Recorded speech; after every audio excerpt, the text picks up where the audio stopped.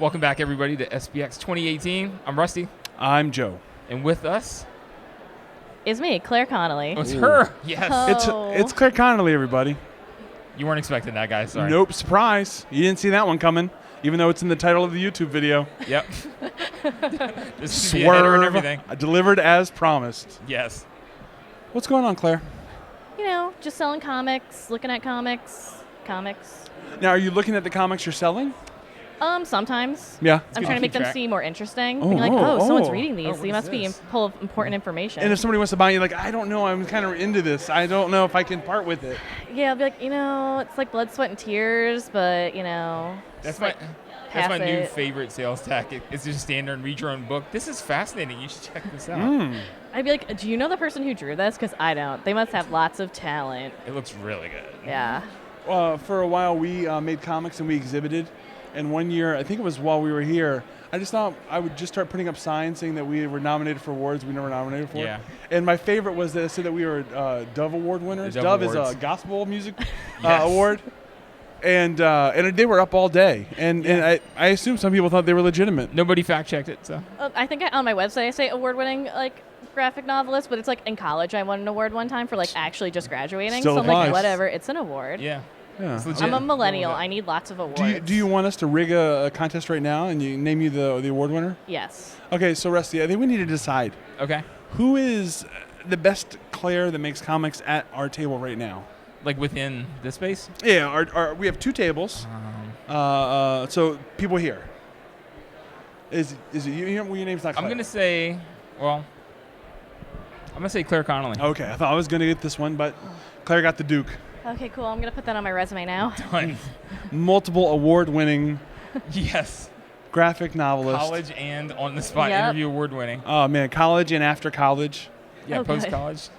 Whatever it's called, post-college. Yeah, Post-college post-college. slump or whatever. Yeah. I guess- Life, I guess, post-college. I'm still in that PCS, man. Yeah, post-college slump. Let's market it. It's good. Oh, yeah. Yeah, Trademark Get it. on it. Yeah. That's how you Trademarks. make the money. You just trademark things. Like everything. Yeah, and then just you sit back and well, let other people use so it. like what you do is you find something that works for you, post-college slump, and you trademark it, and then you push it on your friends and events. You're like, man, how about that post-college pretty slump? cool, right? And then you get all the kids twittering about it, and you're like, I got them now. Now they're going to want to know what's up. We got to get those tweens wearing their ironic post-college slump T-shirts Yes. to high Yes. school. Wow, see, now this actually makes sense. Now, you've actually stumbled upon an actual business Actual plan. business model. We were all just riffing, and then you're like, but what about this to What make if we money? made real money? Children with post-college slump shirts, their parents would love it. So tell us about your comics. You make You have comics, a lot I of guess, comics. is the thing. I do. I draw a lot. So most of my comics are about spooky things because I'm really into ghosts and folklore and stuff like that. So they're just really told in very unconventional ways, but generally pretty simple stories about ghosts. I have one that a ghost, I thought about haunting a beer can and how that would be kind of funnier than haunting something cool. Because there has to be ghosts out there that haunt really mundane things. Yeah, there's only so many things, so... There's only so many spooky houses, creaky doors. So someone has to haunt a beer can. Okay, so if we follow this path, how do ghosts get assigned to their haunting venues? I always thought they had to die there. So someone died in the beer can? Just chugging a beer, I don't know. Maybe someone chucked it at them. Oh, how about this? Someone died in the beer vat where the beer was brewed, and then they got put. Their spirit got put into the can. A high protein beer. Oh yeah, the good, yeah. HPB. Yeah. Yeah, definitely the high protein beer. I like beer for its medicinal aspects, but I also appreciate it for its protein intake. I mean, Yeah. It's very healthy. yeah, Good for the body and for the soul. it's a multivitamin for the party generation. It's so good for the soul that it gets stuck there. Yes. Yeah, so then you have to haunt the beer can. Makes sense. So you do a lot of comics about supernatural things? Yeah, generally. A lot of nature things, and I really like drawing trees, so a lot of my early work has lots of trees. I'm really obsessed with the ocean as well as outer space, so I'm really interested in space travel, basically inhospitable places for humans to go, like underwater, in the air, basically. And inside trees. Yeah, and inside trees. I do have a comic where someone is stuck inside a tree. Oh, shit. One of my very first stories I remember writing when I was in 6th grade. It was about a gnome literally stuck in a tree. Like he used a door to get out, and everyone thought maybe he was like stuck in the branches. And they're like, "How'd he get out?" I was like, "A door." Duh. And How everyone does was like- anybody get off the tree? And they were just like, "Oh my god." It reminds me of David the gnome when he died. Yeah. Did he die in a tree?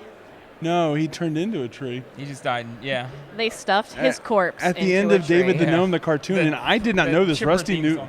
Rusty remembered this, I think, and you can find it on YouTube. David the Gnome. I He- think I found it on some list of like he's- weird shit he that and happened his, in, like, these cartoons. His elder girlfriend. I mean, they're of They're close both elders, age. yeah. I mean, they just started holding hands and spinning, and then they turned into They like trees. glowed and then he turned into I'm not gonna trees. lie, but that's some really, really dark body horror right there It is. for children. That's why I was amazed that it was real, and Rusty wasn't just ribbing me. I mean, Yeah. it was legit. Now it's possible I just may have animated that myself and put it on YouTube and linked it to you. You do love your pranks. But you know, So tell us about the book that you have here. yeah. So this is my book, The Long Year. I'm probably best known for doing mini comics. So this is a collection of mini comics I made post-college, #post-college slump. Nice. You heard it here first. Boom. Um, Branding. And this is actually one of my first books that's actually printed in color because color Whoa. is Oh, wow, it's pretty. expensive. Yes, it is. So post-college, I had the money to actually print it in color. So it's a collection of all my mini comics I've made over the last few years. I'm a huge fan of the mini comic. Yes. As far as short stories go, I feel like you can be a little more experimental and you don't have to be so hung up on narrative. You can just kind of show just like a process or a thought. It doesn't have to be this long, drawn-out process. And it's really validating. Like, you can usually finish it in a shorter period of time.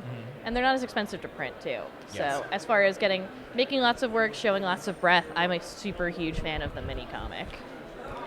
So you're all into mini comics, and then you make a book bigger than most books? It's like Yes. a mega comic. Yes. Wow. Basically.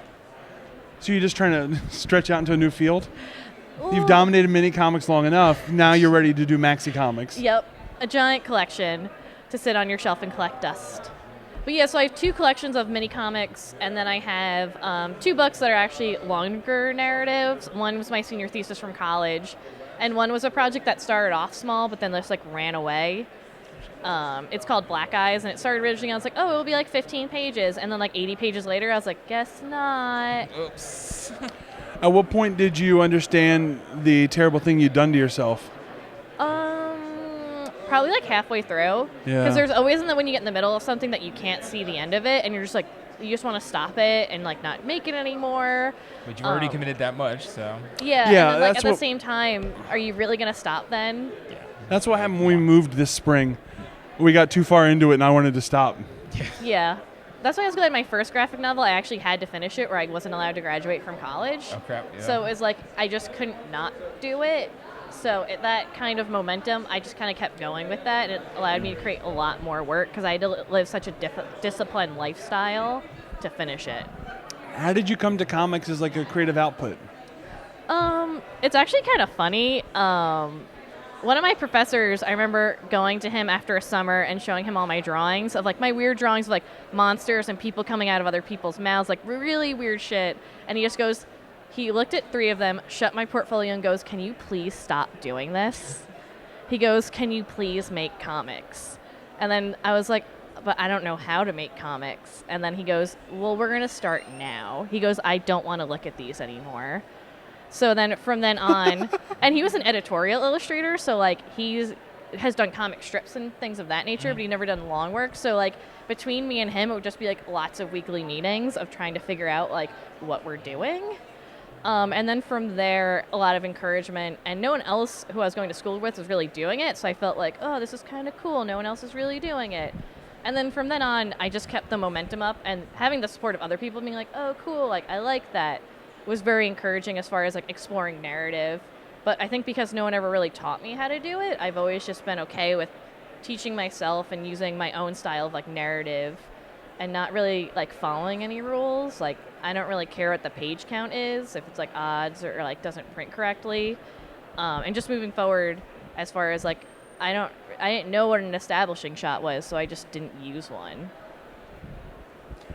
I think Why? that adds up to the perfect origin story you can tell people to just say like, how'd you get into comics? Well, I scared a teacher into teaching me how. Yep. Like, So are there traditional rules or lessons that people have that you just like either didn't know about them or didn't care about them that you've come around to incorporating? Yeah, like I think you don't need to like start with an establishing shot or anything like that as far as a story goes. Just start it wherever. Like I've had to be like, oh, I only know the end of the story, and I was like, but I can just make that the whole story. I don't need all the fluff in the beginning. Especially after reading like a lot of books on like making comics, it almost was like more discouraging because I felt like I was being more limited as far as I thought how stories were like 3-act structure and things like that. And I was like, I'm just gonna go no act structure and just tell the story that way I want to, and I don't care if it wanders, because that's the type of story I want to tell. So your comics are only the endings of all your stories? Sometimes, honestly. Because only endings is a good title for a book. That is actually. Yeah. That'll be the next save collection. You title. can have it. Yeah. I will put you in the. You can write the forward for it. I'd love to. Yeah. Well, will there be a forward in a book called Only It won't be. Endings? I think you have Sorry. to because we have to do something. Okay, yeah, I'm in. That's the one I'm beginning in. of the book. Yep. The rest is endings. Everything. That's the only beginning. Yeah, it's Yeah. just a whole bunch of tangents and then her endings. And you paid money for this, real American currency, probably. Well Kickstarter this spring. Oh yeah, I'll do a good Kickstarter video. Hey everybody, my name's Joe. I have dreams. What about you? Pay for my dream. said. Pay for my. Pay Can for I my ask for dream. your money? Have you ever done a Kickstarter? I've actually done 2. So generally when I kickstart, I do 2 books at a time, to save on shipping, honestly, because it's just easier to put 2 books in an envelope once than do 2 books in 2 envelopes. Smart. So generally by doing that, I can then get more. I get all the money I really need because everyone's pledging for 2 books. I can get a better deal on all the books from the printer. So you do have to have a larger backlog to then produce 2 books, but I Yeah. found it's just simpler to run one Kickstarter for multiple books versus having to keep running Kickstarters and get really like promoting and promoting and promoting. This way I can just get it all done in one swoop, and then when I'm done, I feel like I'm done. So I've done 2 and they're successful, so that made me happy. I was really nervous the first time because I didn't want to look like a failure and not get money, but it worked out, so I was really excited. Will you do another? I am. I'm planning one currently. I'm literally just finishing the 2nd book. Again, it went out of hand, and I was like, it'll be 200 pages, but I think it's going to be closer to 5. Oh, that's significant. So Yeah. That's a lot. A little bit different.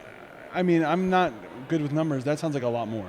It is. And people don't realize, You're no like, mathematician. I'm not. I have not trained in numbers. when you draw 500 pages, like, I physically own 500 pages, and it's, like, hundreds of pounds of paper, like, that I have for every book, so it just stacks. That's a really interesting thing that a lot of people probably don't consider. I've never considered that part of creating pages of artwork where now you have to deal with the physical Yeah, I reality have of those 500 pages. original art pages to put somewhere.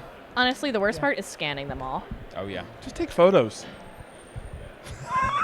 just line them up. That sounds like a nightmare. Like Dante's 8th ring of hell is having to take pictures of all your comic pages And and only publish them cropping out like the other line 'em up areas on right. your phone. That's it. That's your book. with an iPhone. Yeah, well, yeah. Yeah, just holding it over. Just. We can get one of the volunteers here to help move your pages. Oh yeah, around. we got Oh, people great, for that. great. Don't My new worry. intern. Yes. Hey, We're finished putting our backdrop up. If hey, you could just, thank you like- so much for your help this weekend. We're gonna need you to keep volunteering at this person's home. We're extending SPX. It's gonna be a small SPX offsite. Yes. It's And- actually going to be in an attic. And, yeah. It's actually the smaller press expo. And there's gonna be some haunted beer cans, but you're gonna not get any money for it. So that's the end of what my job description is. Thanks. There's going to taking photos of art, being unhappy with the results. You keep switching the pages out, and this is going to last for weeks. Yeah. And we appreciate your help. You don't approve? That poor intern. They better at least be getting college credits. That's true. It reminds me of one time at work. We work in a printing facility, and among the many things that we make different types of books, and they bind the books with string. At the beginning, they put the pages together and they glue it into So the like a sewn binding and then glued in. Oh, And- okay. I thought you meant just like, just string. yeah, just Yeah, like whatever. I liked you're like just going with the flow, man. Just Just big old stitches. And that was actually your nickname, Big Old Stitches. big old stitches. That's right. So, yeah, and then one day they asked it, hey, Rusty had helped in the production plant during a rush before. Can he come up and help again? And what I done was like working in the press room, like running the machine. Routing print work jobs the to different printers. digital presses and stuff. And so he goes away for the day. And they he asked me comes, to go do that again. Yeah. he comes back in the afternoon and he tells me the job that he had actually been tasked with, which was cutting string. Cutting string. They'd sew the pages, and then there'd be a little too much string hanging. And those would go to Rusty, and he'd cut them, and he'd push the string into the little hole. So when they would sew it, there'd be a little bit of string coming off right here and right here. And that's when I learned that they make special scissors for just what are apparently sweatshop workers that are just like a little pair of tweezers that you can to snip. You know what? Someone's got to do it, right? As apparently And that morning, it was Rusty. it was me. Ah, man, I really enjoyed that story. Yeah. I've had a job ripping paper before, like with a ruler, and just being like, "Can you rip 500 sheets of this?" And they're like, wow. "But I'll give you $100." I'm like, "I'll rip some paper." Okay, yeah. Did might you take find an that was hour. a good payment for that labor? It only took me like an hour, That's solid. so like, I'll take it. So you know what? Shout out to all the paper rippers and string cutters. Shout out to the paper rippers and string cutters. Getting that money. We That love sounds your like a mundane weird jobs. union. Yes. The paper rippers and string cutters 501. You know, stand together or fall apart. I don't know. I get, yeah. Yeah. Well, would you like to answer a mystery question? Yes. All right, let's do it. Sweet.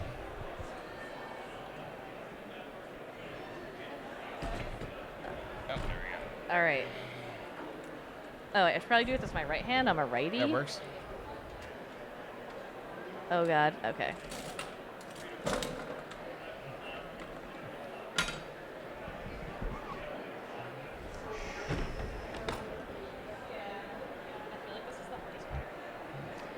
Am I supposed to read it? Yeah, Yeah. absolutely. Okay, great. Hey, it's a fine. question for you. Do you own a storage case to attach to the top of your car? If so, what color is it? I do not. I own a hatchback. Oh, nice. So everything fits in there, including a full-size mattress. What? Yes. What about a queen size mattress? No, the full size, we really were pushing it. Me and my two sisters were trying to move my older sister, and she was like, I want to move today. I was like, it will fit. So I literally took anything that was not screwed into the car out. Not essential to the car Yes. operating. And I literally sat with my knees on the steering wheel, and it fit. Wow. That sounds Yeah. terrible. It was, but that's what you do for your family. You suffer. I guess, or you could just choose not to be family with them anymore. That would sound simpler.